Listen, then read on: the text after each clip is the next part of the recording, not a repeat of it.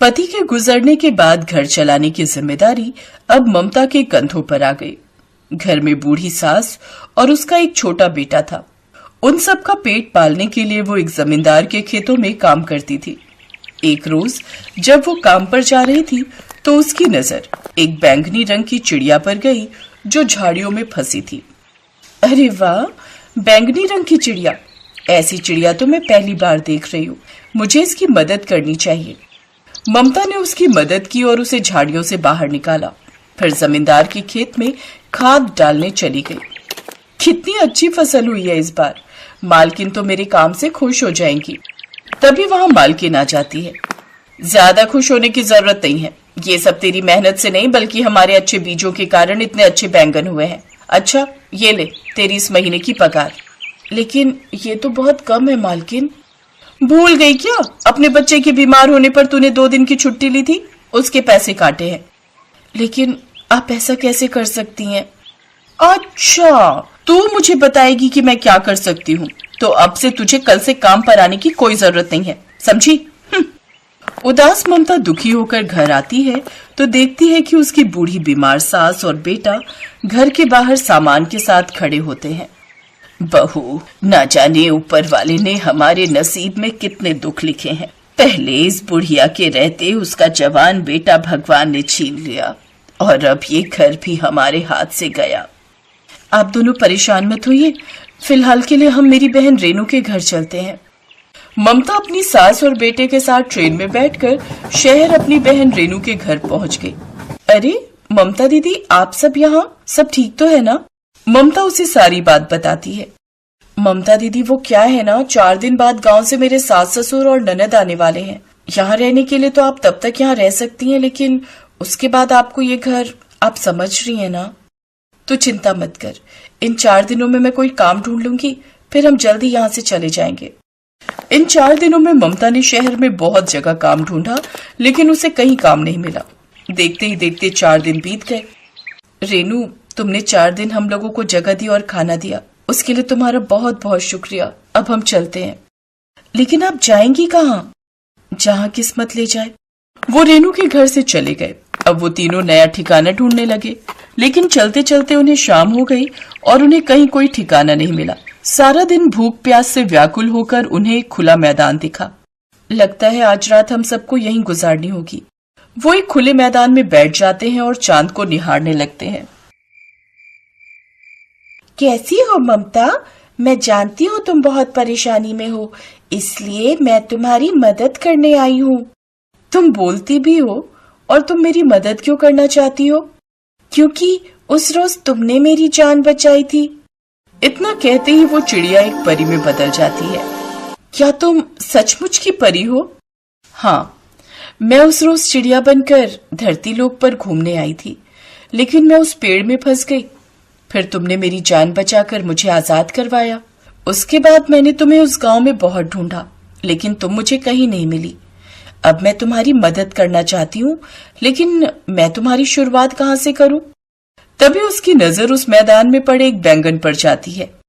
हाँ, वो बैंगन। परी उस बैंगन पर कुछ मंत्र पढ़ती है, जिससे वो बैंगन ढेर सारे बैंगनों में बदल जाते हैं और उनसे एक रोशनी निकलती है, जिसके बाद उन बैंगनों से वहां पर एक बैंगन घर बनकर तैयार हो जाता है।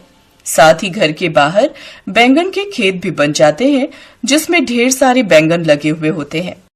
अब तुम सब इसमें आराम से रह सकते हो और साथ ही इनमें कभी न खत्म होने वाले बैंगनों को बेचकर तुम अपनी रोजी रोटी भी कमा सकती हो। तुम्हारा बहुत बहुत शुक्रिया परी। अब वो तीनों खुशी खुशी अपने प्यारे से बैंगन के घर में रहते हैं।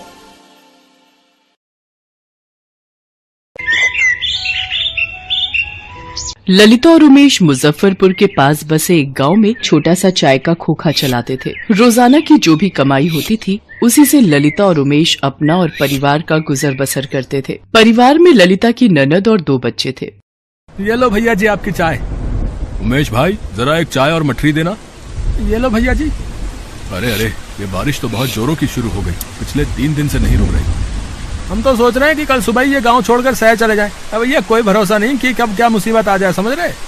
गांव में सब लोग आपस में ऐसे ही बातें कर रहे थे। ललिता का मन इन सब बातों को सुनकर घबरा रहा था। उसे बाढ़ में होने वाली समस्याओं की बहुत फिक्र हो रही थी। इसी कारण ललिता को रात में नींद नहीं आ रही थी। आधी रात के वक्त अचानक गांव वालों ने शोर मचा दिया, जिसे सुनकर ललिता घबरा गई। तभी पड़ोसी श्याम और उसकी पत्नी सामान सिर पर लाद कर जा रहे थे। क्या हुआ श्याम भैया, आप सब ये सामान लेकर कहाँ जा रहे हो? ये सब गाँव वाले कहाँ जा रहे हैं? ललिता भाभी, नदी में पानी का स्तर बढ़ गया है। चेतावनी मिली है कि हमें इस इलाके को जल्द से जल्द खाली करना होगा। हाँ।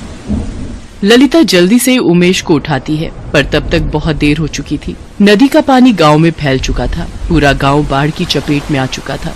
लोगों के घर उस बाढ़ में डूब रहे थे। कुछ ही देर में सब तबाह हो गया। हे भगवान, अब क्या होगा? हम इस बाढ़ के पानी से कैसे बचेंगे? बंटी, पिंकी, जल्दी उठो, हमें यहाँ से जाना होगा। भाभी, ये सब क्या हो रहा है? बाढ़ में हमारा पूरा घर डूब गया है। माला, ललिता, तुम दोनों जल्दी जल्दी सामान उठाओ, हमें यहाँ से दूसरी जगह जाना होगा।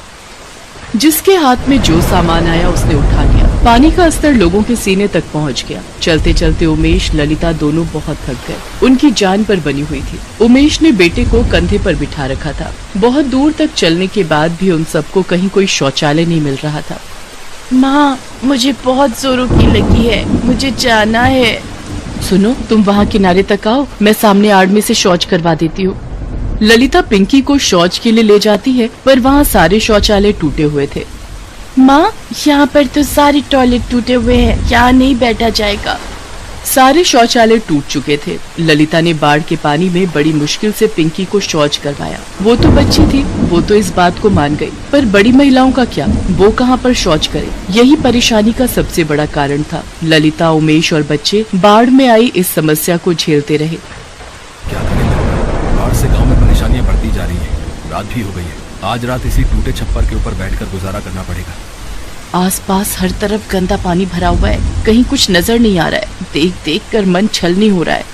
गंदे पानी से खेत और मैदान भरे पड़े थे, जिन पर मच्छर मक्खी मंडरा रहे थे। गंदे पानी में सांप, बिच्छू, कीड़े मकोड़े काटने का लगातार डर बना रहता है। फिर भी बेचारे गांव वाले इन सब मुसीबतों के बीच सोने की कोशिश कर रहे थे। रात के वक्त बंटी को शौच जाना था। वो शोर मचाने लगा। माँ, मुझे जाना है, मुझे बहुत तेज लगी है, मेरी टॉयलेट यहीं निकल जाएगी। तुम लेटी रहो ललिता, मैं बंटी को यहीं पास में कोई साफ जगह देखकर करवा दूंगा। उमेश बंटी को शौच कराने ले जा रहा था। अंधेरे में उसे दिखाई नहीं दिया। बाढ़ के गंदे पानी के कारण जमीन बहुत कीचड़ और फिसलन से भरी हुई थी। अचानक उमेश का पैर फिसल जाता है और उसको बहुत चोट आती है। हे भगवान, बाढ़ में ये क्या अनर्थ हो गया? कितनी चोट आ गई। क्या करूं ललिता, अंधेरे में दिखाई ही नहीं दिया। भाभी, अगर शौचालय खराब नहीं होते तो भैया के ये चोट ना लगती। बाढ़ का पानी उतर भी जाता है तो उसके बाद भी शौचालय तो हमें मिलने से रहे। गांव के सारे शौचालय टूट चुके हैं। वो देखो, सड़कों पर, नदी किनारे, खेतों में, जिसको जहाँ जगह मिल रही है वहाँ वो शौच के लिए जा रहा है। ऐसे तो बीमारी और संक्रमण बढ़ जाएगा। हमें कुछ तो करना ही होगा भाभी। हम औरतों के लिए तो ये बहुत परेशानी का कारण है। तो चिंता मत कर माला, सुबह होने दे, हम इस समस्या से निकलने का कोई ना कोई उपाय सोच ही लेंगे। सामान में मैंने थोड़ी हल्दी रख ली थी, लाओ मैं तुम्हारी चोट पर हल्दी भरकर पट्टी बांध देती हूँ। बेचारे उमेश और ललिता अपने परिवार के साथ इस बाढ़ में बहुत दुख झेल रहे थे, पर ललिता हिम्मत नहीं हार रही थी। उसे शौचालय की समस्या के लिए कुछ न कुछ उपाय तो सोचना ही था। अगले दिन ललिता सुबह उठी और बाढ़ में टूटे हुए पेड़ों की लकड़ियों को काटने छिलने लगी। ललिता, तुम क्या कर रही हो? भाभी, तुम्हें तो पता ही है, बाढ़ में हमारे गांव के सारे शौचालय टूट चुके हैं। बंटी के बापू के भी कल पैर में चोट लग गई। हम महिलाओं को भी खुले में शौच करने में कितनी दिक्कत आ रही है। मैं सोच रही थी खुद से ही क्यों ना एक लकड़ी का शौचालय तैयार करें, ताकि वो हम गांव वालों के कुछ तो काम आएगा।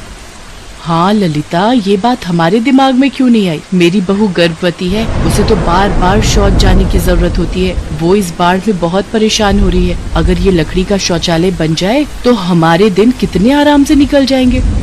ललिता, हम औरतों की और भी बहुत सी परेशानियां होती हैं, जिस कारण हमें शौच की जरूरत होती है। गंदगी में शौच करने से हम औरतों को कोई बीमारी ना लगे, इससे बचने के लिए हम सब तुम्हारे साथ लकड़ी का शौचालय बनाने में मदद करेंगे। चलो बहनों, हम भी ललिता का साथ देते हैं। गांव की बाकी औरतें भी ललिता का साथ देने के लिए आ गई। सबने टूटे हुए पेड़ों की लकड़ियों को तोड़कर काट कर इकट्ठा किया और धीरे धीरे सबके प्रयासों से लकड़ी की दीवारें खड़ी हो गई और कड़ी मेहनत और लगन से ललिता ने लकड़ी, कील और खपच्चियों की मदद से शौचालय का निर्माण कर दिया। लकड़ी का शौचालय बनने से गांव की औरतों को बहुत आराम मिल गया था। अब ललिता, तुम्हारे प्रयासों को देखकर हमने सोचा है कि हम और भी लकड़ी का शौचालय निर्मित करवाएं, जिसकी सारी जिम्मेदारी मैं तुम्हें और उमेश को देता हूँ। अगले कुछ ही दिनों में हम इस गांव में लकड़ी के और भी शौचालय बनवा देंगे। हैं? धीरे धीरे सब कुछ ठीक हो जाता है और गांव में अब लकड़ी के शौचालय बन चुके थे, जिसकी पहल ललिता ने की थी। अगर ललिता जैसी हिम्मत हर व्यक्ति में आ जाए तो वो किसी भी परेशानी का सामना आसानी से कर सकता है। ये बात ललिता ने साबित कर दी थी।